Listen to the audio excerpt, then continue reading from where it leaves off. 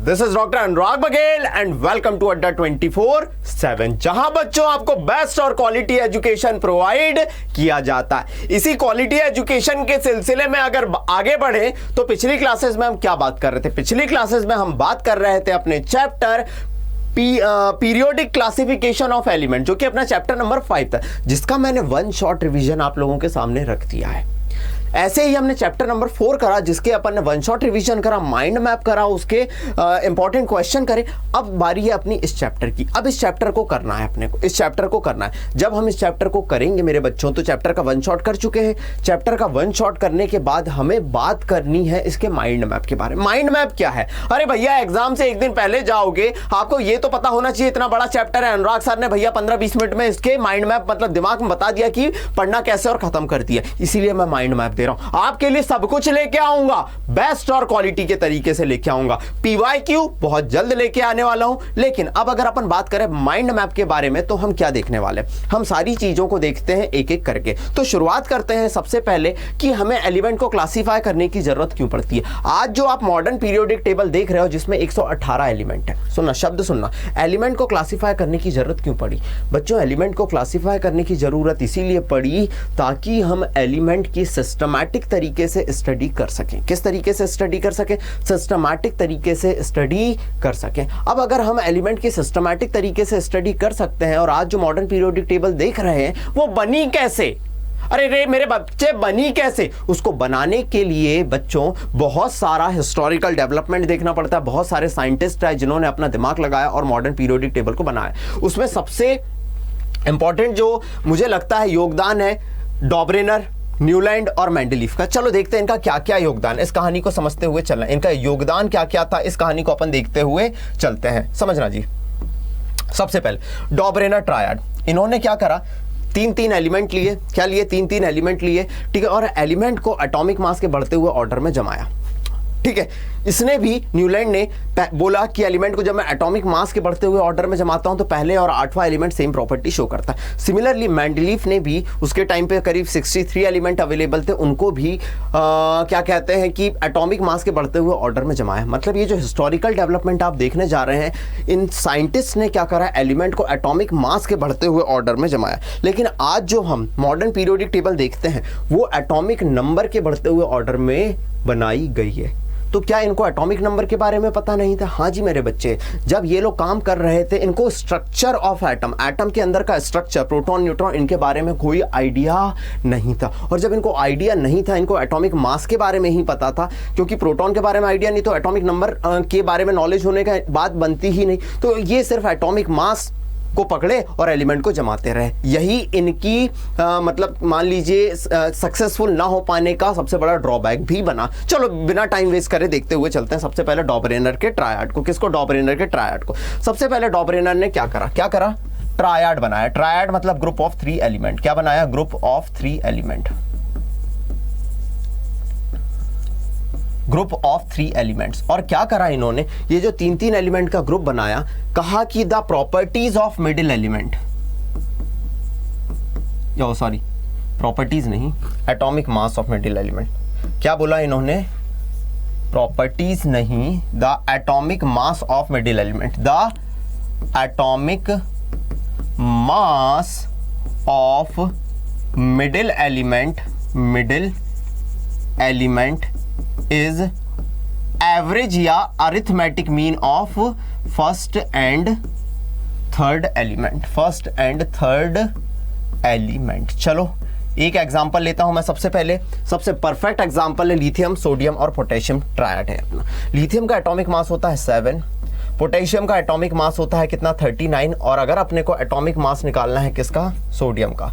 Atomic mass of sodium अगर अपने को निकालना है तो हम क्या बोलेंगे? लिथियम का मास और पोटेशियम के मास को सम करेंगे और डिवाइड बाय 2। एवरेज निकाला 46/2। 46/2 मतलब 23 देखने मिल गया। क्या देखने मिल गया? 23 अप्रॉक्स एटॉमिक मास आ गया। लेकिन क्या लगता है आज मॉडर्न पीरियोडिक टेबल में इतने 118 एलिमेंट हैं जो हमें दिए हुए हैं। अभी तो रिसेंटली और भी डिस्कवर हो चुके।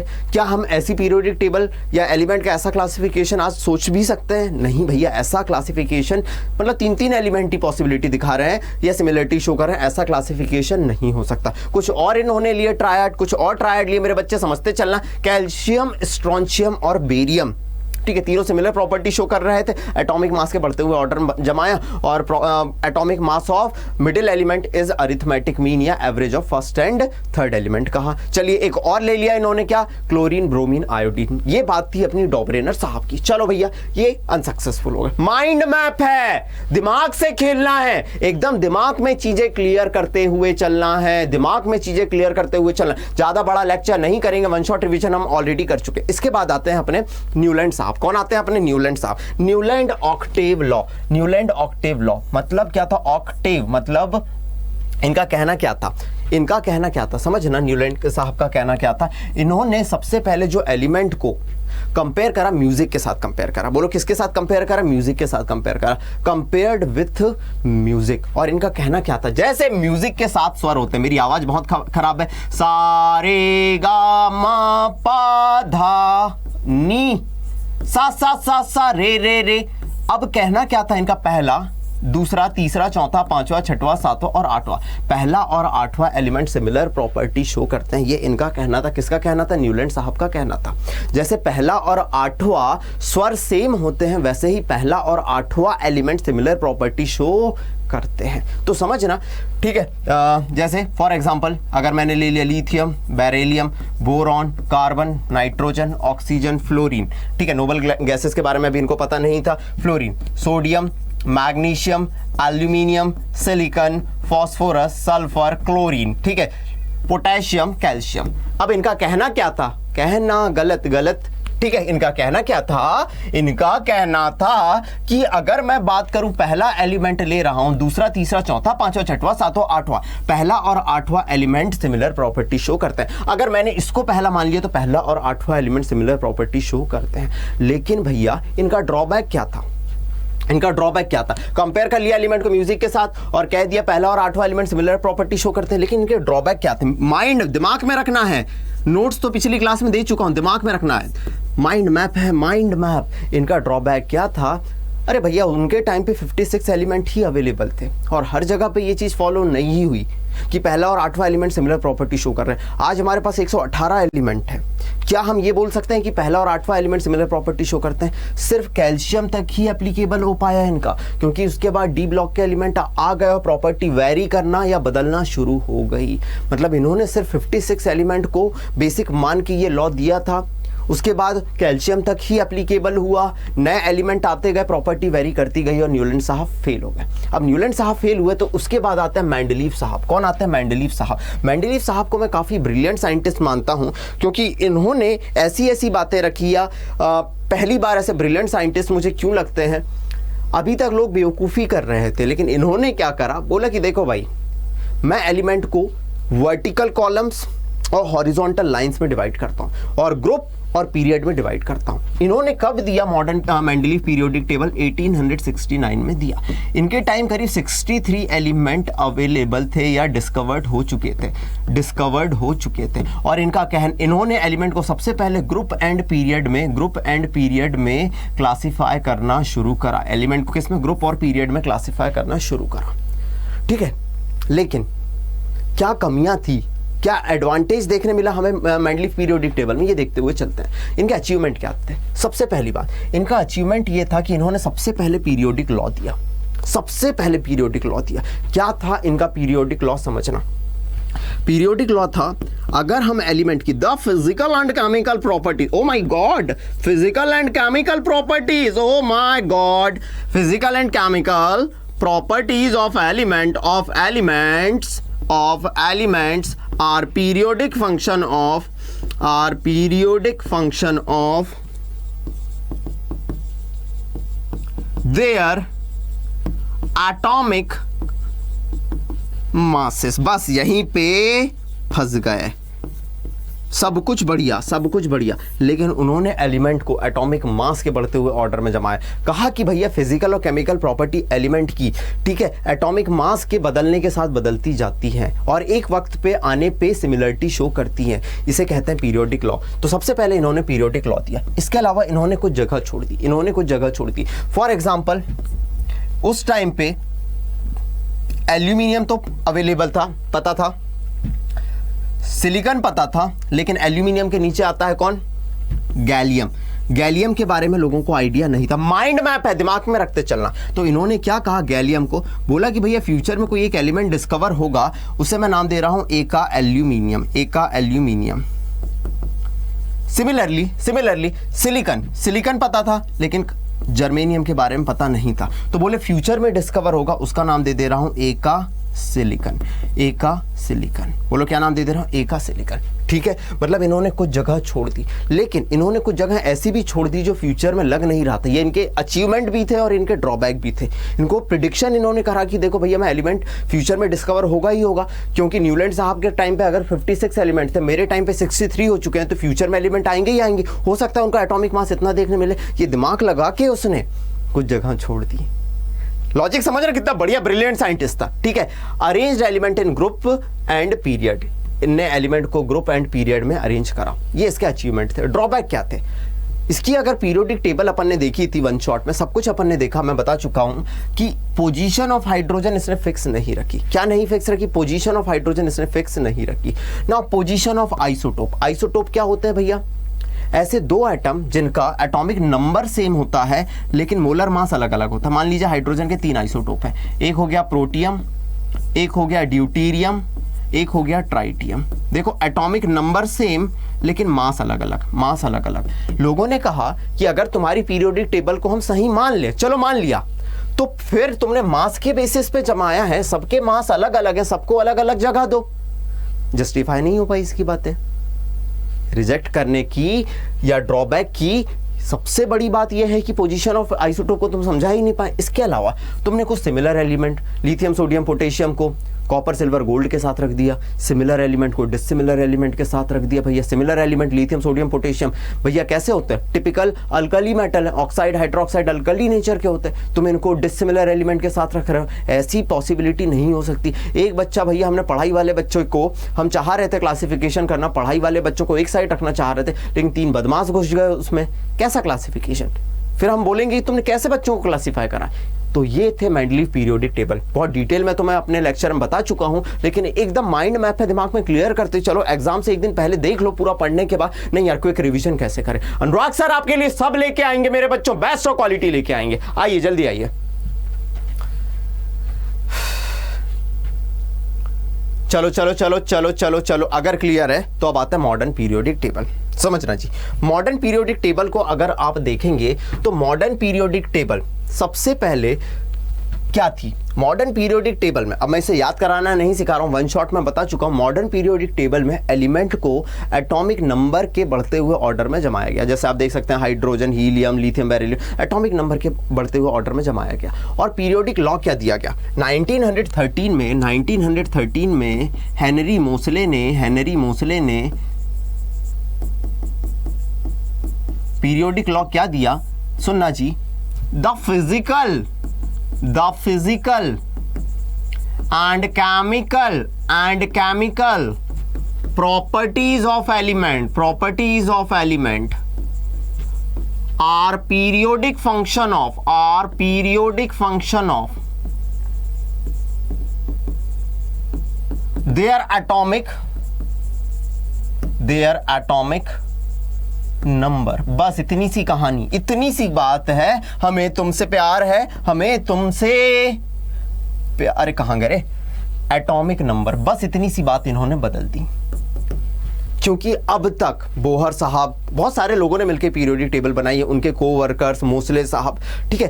तो बस कहानी ये बदल गई कि अब लोगों को एटॉमिक नंबर का आइडिया हो चुका था और एटॉमिक नंबर के बेसिस पे एलिमेंट को क्लासिफाई करना ज़्यादा आसान था। इसके पीछे की कहानी भी मैंने बताई कि मोसले ने क्या करा, अलग अलग एलिमेंट पे निकलने वाली एक्सरे को देखा, ठीक है, और उसकी फ्रीक्वेंसी को देखा, एक्सरे की फ्रीक्वेंसी को देखा, वो एटॉमिक नंबर के साथ सीधी लाइन बना रही थी, एटॉमिक मास के साथ नहीं बना रही थी। इसलिए उन्होंने कहा कि एलिमेंट को क्लासीफाई करने की basic fundamental property atomic number होती है, ना कि एटॉमिक मास। चलो सर, ये भी समझ गए, ठीक है। पीरियोडिक लॉ दिया, फीचर्स ऑफ पीरियोडिक टेबल, ठीक है। अगर आप मॉडर्न पीरियोडिक टेबल को देखोगे तो सबसे पहली बात है, इसमें 18 ग्रुप्स होते हैं। कितने होते हैं? 18 ग्रुप्स होते हैं। ग्रुप्स मतलब जो भी आपको ये वर्टिकल लाइन देखने मिल रही है, 1 2 3 4 5 6 7 8 9 10 11 12 13 14 15 16 17 18, इसमें 18 ग्रुप्स होते हैं, ठीक है, जिन्हें जो वर्टिकल लाइंस होती हैं, जो कैसी होती हैं? वर्टिकल लाइंस होती हैं। कितने पीरियड होते हैं? 7 पीरियड होते हैं। बोलो कितने पीरियड होते हैं? 7 पीरियड होते हैं, जो कि हॉरिजॉन्टल 1 2 3 4 5 6 7 जो कि हॉरिजॉन्टल लाइंस होती हैं, जो कि क्या होती हैं? हॉरिजॉन्टल लाइंस होती हैं, ठीक है। इसके अलावा इसने एलिमेंट को 4 ग्रुप में डिवाइड करा। कितने ग्रुप में डिवाइड करा? 4 ग्रुप में डिवाइड करा।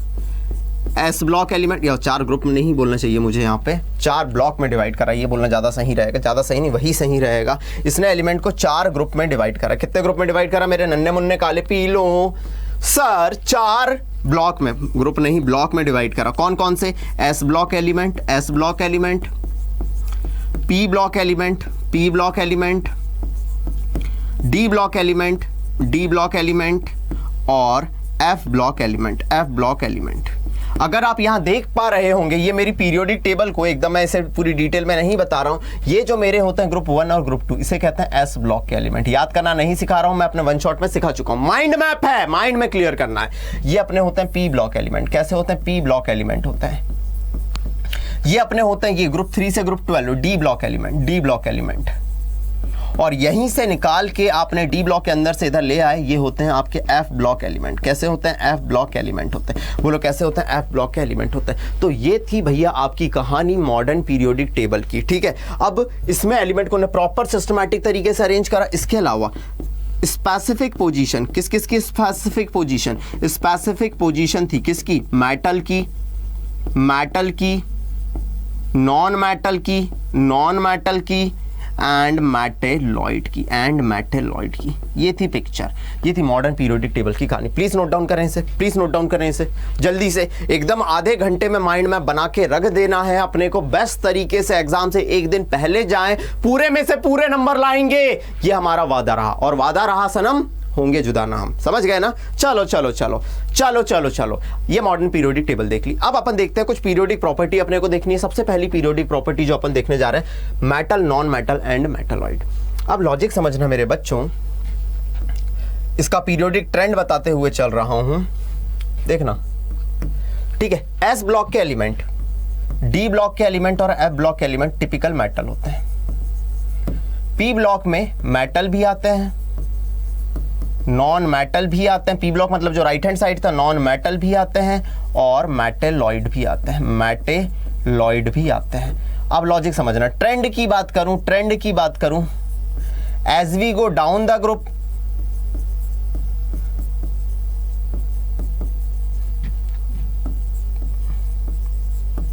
मेटेलिक कैरेक्टर क्या होता है? इंक्रीज होता है। बोलो क्या होता है? इंक्रीज होता है।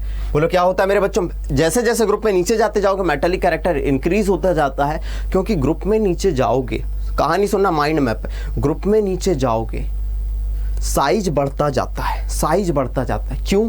क्योंकि ग्रुप में नीचे जाने पे नंबर ऑफ शेल बढ़ती जाती हैं। ग्रुप में नीचे जाने पे तो मेटल का काम होता है इलेक्ट्रॉन देना, तो नीचे जाने पे न्यूक्लियस से इलेक्ट्रॉन की दूरी बढ़ती गई तो मेटल आसानी से इलेक्ट्रॉन दे पाती है। तो as we go down the group metallic character बढ़ता है। लेकिन अगर वहीं आप पीरियड में बात करें, कहाँ बात करें? पीरियड में बात करें। पीरियड में कहाँ? लेफ्ट से अगर आप राइट जाएं, लेफ्ट से अगर आप राइट जाएं तो साइज कैसा होता जाता है मेरे बच्चों? साइज होता जाता है कम, क्योंकि effective nuclear charge, shell same रहती है, उसी शेल में इलेक्ट्रॉन भर रहे हैं किसी टिपिकल शेल में, टिपिकल पीरियड में, समझ रहे हो ना? और इलेक्ट्रॉन जब भरते जा रहे हैं न्यूक्लियस, उस पर इफेक्टिव न्यूक्लियर चार्ज बढ़ाता जाएगा, साइज छोटा होता जाएगा, तो इलेक्ट्रॉन देना आसान नहीं होगा। तो साइज छोटा होता गया तो मेटालिक कैरेक्टर क्या होता गया मेरे बच्चों? मेटालिक कैरेक्टर घटता गया। मेटेलॉइड, पी ब्लॉक में मेटलॉइड भी होते हैं। मेटलॉइड कौन कौन से होते हैं मेरे बच्चों, याद रखने का तरीका, ठीक है। पी ब्लॉक मेटल भी आती है, नॉन मेटल भी आती है, मेटलॉइड भी आते हैं। बड़े, सीधे, गणेश, आशा, सबको, तीन, पोते, ये आप मेटलॉइड याद रख सकते हैं। मेटलॉइड के ऊपर आते हैं नॉन मेटल और नीचे आते हैं मेटल। ये मैंने आप लोगों को बता दिया था। बड़े, सीधे, गणेश, आशा, सबको, तीन, पोते, ये मेटलॉइड है। मेटलॉइड के ऊपर आते हैं नॉन मेटल, नीचे आते हैं मेटल। पीरियोडिक टेबल में नॉन मेटल कम पाए जाते हैं, मेटलॉइड थोड़े से पाए जाते हैं, मेटल सबसे ज्यादा पाई जाती है। ठीक है सर। दूसरी वैलेंसी, समझना, वैलेंसी डिपेंड करती है नंबर ऑफ वैलेंस इलेक्ट्रॉन पे। कहानी सुनना माइंड मैप पे। अगर ग्रुप 1 है तो वैलेंस शेल में 1 इलेक्ट्रॉन, ग्रुप 2 है वैलेंस शेल में 2 इलेक्ट्रॉन। समझना, वैलेंसी सबसे पहले क्या होती है, कंबाइनिंग कैपेसिटी ऑफ एलिमेंट। क्या होती है, कंबाइनिंग कैपेसिटी ऑफ एलिमेंट। किस पे डिपेंड करती है, depend on number of valence electron. किस पे डिपेंड करती है, नंबर ऑफ वैलेंस इलेक्ट्रॉन पे डिपेंड करती है। अगर मान लो मैं इधर ग्रुप लिख रहा हूं, ठीक है, और इधर वैलेंस इलेक्ट्रॉन लिख रहा हूं और इधर वैलेंसी निकालने का तरीका बता रहा हूं, तो समझना, ग्रुप 1 है वैलेंस इलेक्ट्रॉन 1, ठीक है, ग्रुप 2 है वैलेंस इलेक्ट्रॉन 2। ग्रुप 13 में वेरिएबल वैलेंसी पाई जाती है, सॉरी डी ब्लॉक के एलिमेंट आ गए यहाँ बीच में, उनमें वेरिएबल वैलेंसी पाई जाती है। ग्रुप 13 है वैलेंस इलेक्ट्रॉन 3, 14 है वैलेंस इलेक्ट्रॉन 4, देखो सिंक्रोनाइज तरीके से चलते चल रहे हैं। ग्रुप 15 है वैलेंस इलेक्ट्रॉन 5, ग्रुप 16 है वैलेंस इलेक्ट्रॉन, एक मिनट मिल जाए तो दिन बन जाए, चलो 15 है 5, 16 है 6, 17 है 7, 18 है 8 वैलेंस इलेक्ट्रॉन।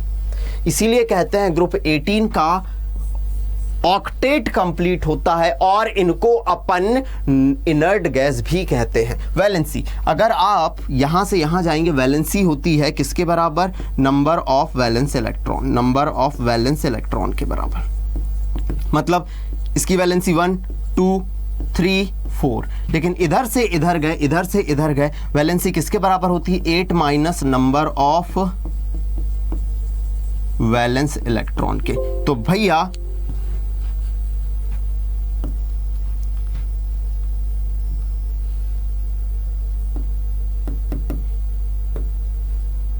ठीक है, तो भैया समझना कुछ हो गया ये।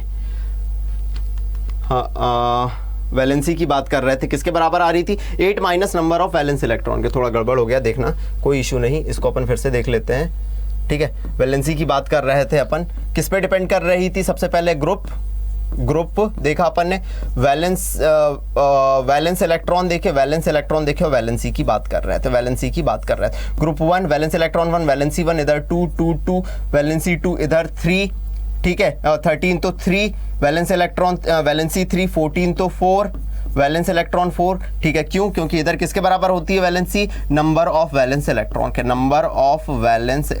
के, लेकिन वहीं अगर ग्रुप 15 16 17 18 5 6 7 8, तो इधर वैलेंसी किसके बराबर होती है, 8 minus number of valence electron, ठीक है, मतलब इधर 8 माइनस 5 बोलो कितना 3, इधर बोलो 8 माइनस 6 बोलो कितना 2, इधर बोलो 8 माइनस 7 बोलो कितना 1, इधर बोलो 8 माइनस 8 मतलब कितना 0। इसीलिए अपन कहते हैं कि जो अपनी वैलेंसी आती है ग्रुप 18 की कितनी आती है, 0 आती है, मतलब इसकी कंबाइनिंग कैपेसिटी कितनी है, 0 है। क्या क्लियर है, वो थोड़ा इश्यू हो गया था टेक्निकल, मुझे ये अभी क्या है, यहाँ पे हर दिन सेटअप बदलते हैं, अभी यहीं से पढ़ा रहे हैं अड्डा के ऑफिस से, तो कई बार क्या हो जाता है, चीज़ें नहीं होती हैं तो समझ नहीं आ पाता है। बोलो क्लियर है। और अपन टेक्नोलॉजी के मामले में थोड़े फीके हैं यार मेरे बच्चों, लेकिन आपको कॉन्सेप्ट समझ आना चाहिए, ये मैटर करता है। बोलो क्लियर हो गया। चलो सर, माइंड मैप है, जल्दी खत्म करते हैं। अब बात करते हैं किसके बारे में, एटॉमिक साइज के बारे में।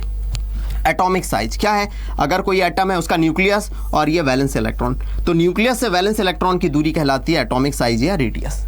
ठीक है, अब इसके ट्रेंड के बारे में बात करें, अगर मैं ग्रुप में बात करूं, किस में बात करूं, ग्रुप, माइंड मैप है, माइंड पूरा डिटेल में जा चुके हैं। ग्रुप में नीचे जा रहा हूं, ग्रुप में नीचे जा रहा हूं, साइज क्या होता जाता है, बढ़ता जाता है। क्यों? क्योंकि नंबर ऑफ शेल बढ़ती जाती है, नंबर ऑफ शेल बढ़ती जाती है, और अगर शेल बढ़ती जा रही है तो इलेक्ट्रॉन न्यूक्लियस से दूर होते जाएंगे और साइज बढ़ता जाएगा। वहीं पीरियड की बात करूं, पीरियड की बात करूं तो मैं लेफ्ट से राइट अगर अलोंग द पीरियड जाऊंगा तो मेरा साइज क्या होता है, घटता है, क्योंकि शेल कैसी है, शेल तो सेम है, शेल रिमेन सेम।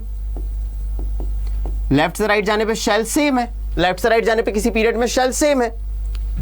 एंड जैसे जैसे आगे बढ़ता है एटॉमिक नंबर बढ़ता है, इलेक्ट्रॉन्स आर गेटिंग एडेड, और इलेक्ट्रॉन ऐड होते जाते हैं, इलेक्ट्रॉन ऐड होते जाते हैं। जैसे जैसे इलेक्ट्रॉन ऐड होते गए, न्यूक्लियस को तो मजा आ रहा है, बोले आजा आजा मेरी बाहों में आजा, तो सीधे इलेक्ट्रॉन को न्यूक्लियस खींचना शुरू कर देता है। मतलब न्यूक्लियस मतलब जेड, और effective nuclear charge, Z effective मतलब इफेक्टिव न्यूक्लियर चार्ज क्या होता जाता है, बढ़ता जाता है। इफेक्टिव न्यूक्लियर चार्ज क्या होता जाता है, बढ़ता जाता है, और साइज क्या होता जाता है, घटता जाता है। चलिए जी आ जाइए, इस तरीके से आप चीज़ों को देख सकते हैं। ये माइंड मैप था जो आपके टर्म 2 एग्जाम में आ रहा है, वो चीज़ें मैंने एकदम क्लियर कर दी। आई होप आपको कोई दिक्कत नहीं हुई होगी। शॉर्ट रिवीजन नोट्स आपके लिए बनाने थे, मैंने बना दिया एकदम, बाकी मैंने डिटेल लेक्चर इसका दे दिया है। इसी के साथ मेरे बच्चों पीरियोडिक क्लासिफिकेशन का माइंड मैप भी अपन ने क्लियर करा। आई होप आपके दिमाग में पिक्चर क्लियर होती जा रही होगी, ना डरना है ना घबराना है,